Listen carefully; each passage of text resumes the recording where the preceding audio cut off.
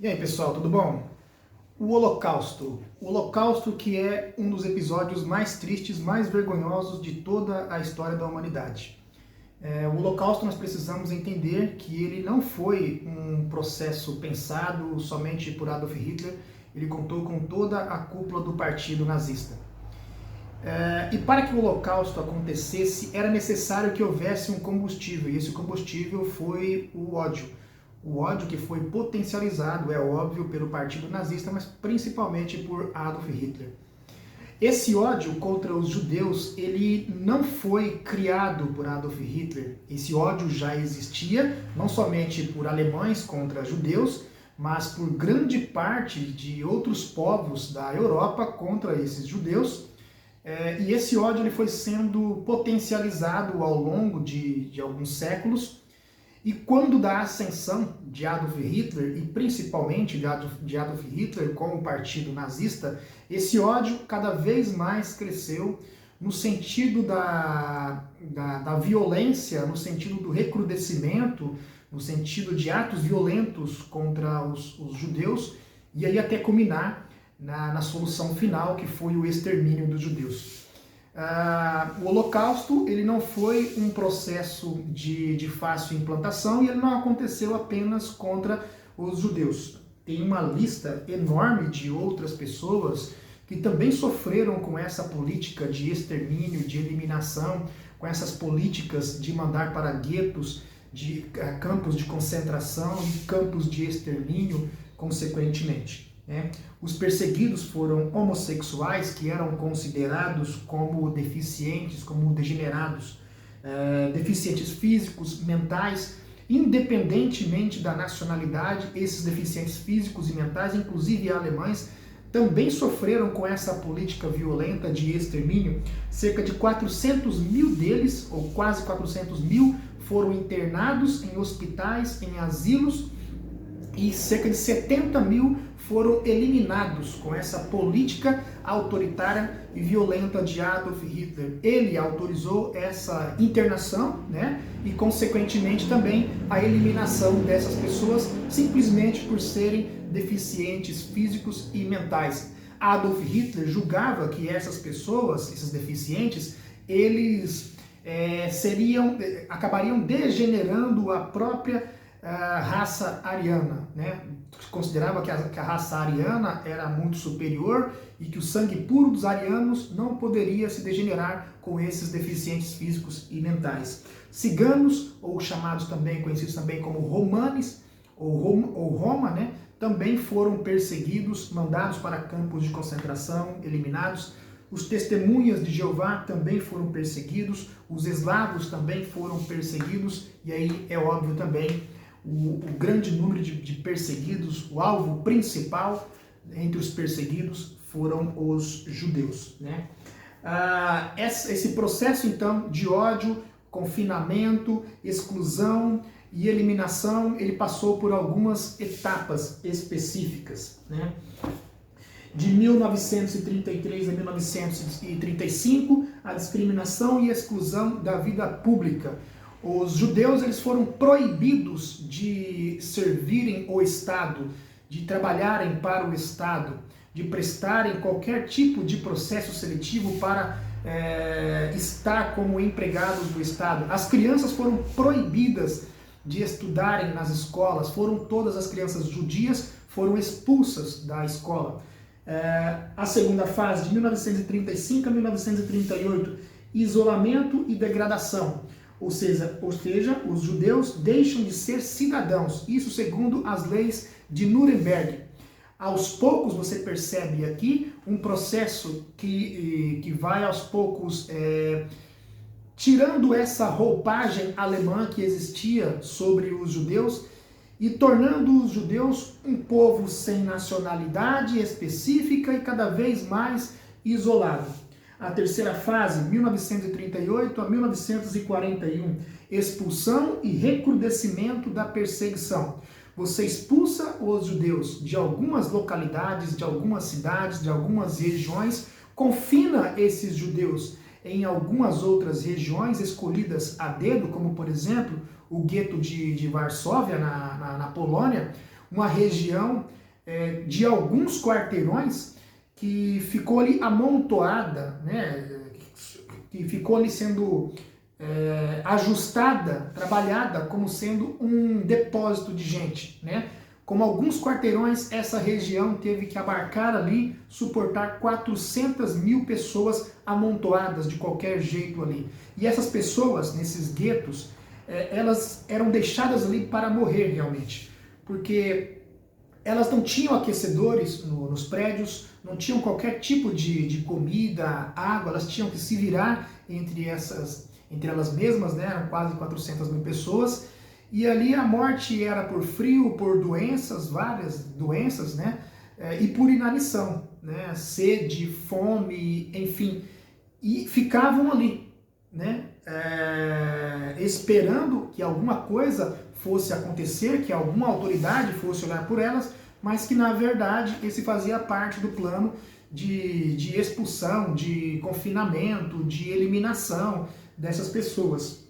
A quarta fase, 1941 a 1945, e aí é a solução final empregada aí por Adolf Hitler, né, com o aval de Adolf Hitler, mas não somente por ele. A solução final, ela não foi um processo fácil, né? Ela foi um processo decidido pela cúpula do Partido Nazista, mas nem toda a cúpula do Partido Nazista concordava com essa política. Houveram outras políticas, como por exemplo a de extradição, né? Juntar todos esses judeus e mandar para um outro lugar, qualquer lugar que fosse, mas expulsar esses judeus da Europa.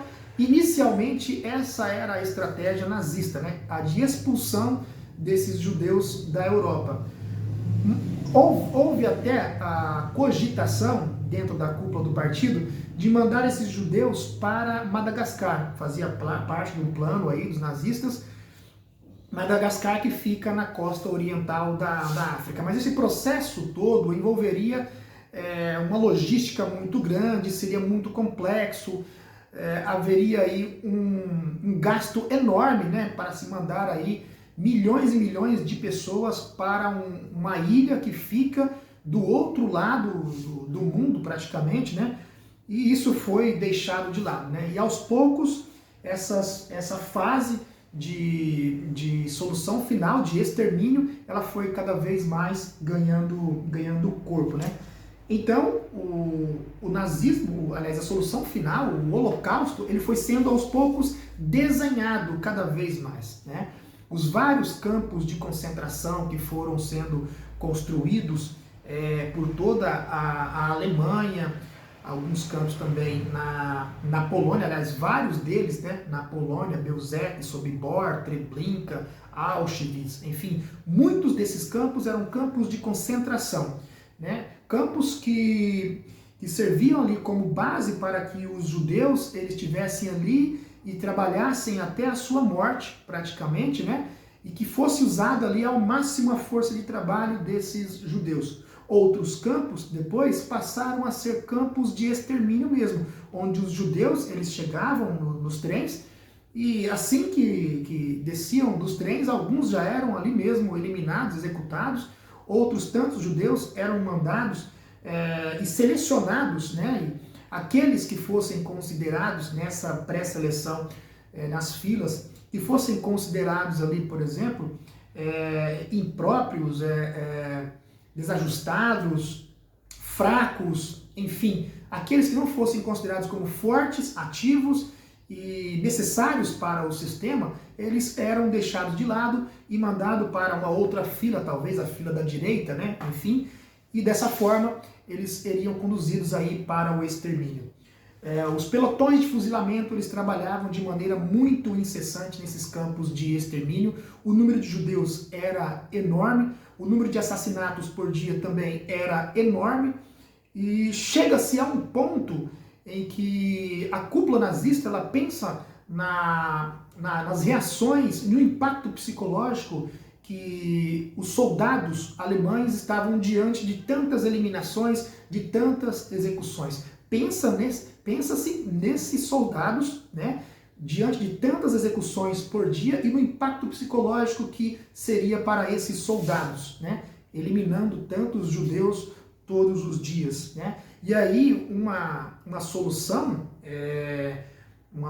que pudesse não trazer tanto impacto psicológico sobre esses soldados eram as câmaras de gás, né? As câmaras de gás que eliminava o executor daquele que era executado. Havia apenas uma ordem, né, que partia de um superior militar e esse executor apenas executava a ordem e o impacto psicológico praticamente era eliminado ali, né? E a câmara de gás se tornava ali um instrumento de morte muito mais eficaz do que os pelotões de fuzilamento, que às vezes chegavam a trabalhar durante horas e horas, eliminando, executando pessoas.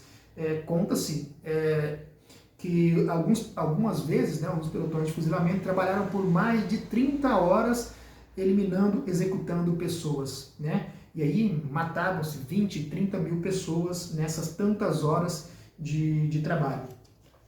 Uma passagem importante num livro específico de Hannah Arendt fala-se, né, muito sobre essa política extrema, essa política de recrudescimento que cada vez mais foi tirando a individualidade do judeu, né, expulsando esse judeu do seu lugar, retirando ele da sua cidade, do país onde ele estava, mandando para um outro lugar, tirando ele da vida pública, proibindo as crianças judias de frequentarem as escolas, expropriando as propriedades aí dos judeus, né, e quebrando todas essas propriedades também.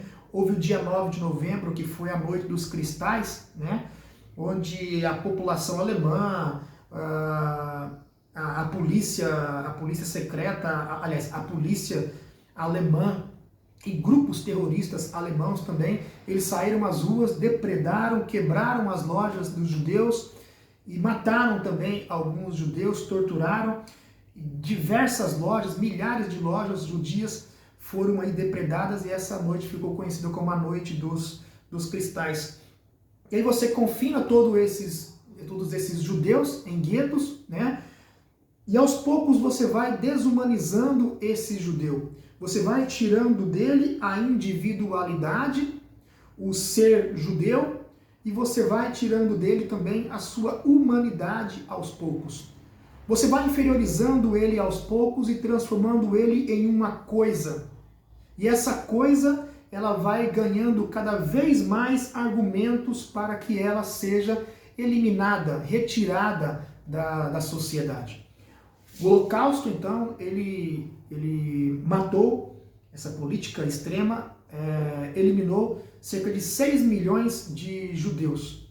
E outros tantos que foram também perseguidos, também foram eliminados, né? Os números, eles são pesquisados até hoje, o número de mortos, né, pelo Holocausto, mas os números variam muito. Algumas correntes falam em 4,5 milhões, outros falam em muito mais de 6 milhões de judeus, né? E isso está sendo pesquisado até os dias de hoje. Mas não somente judeus foram eliminados durante o Holocausto. Todas aquelas figuras que eu falei inicialmente também foram eliminados e esse ódio já existia, né?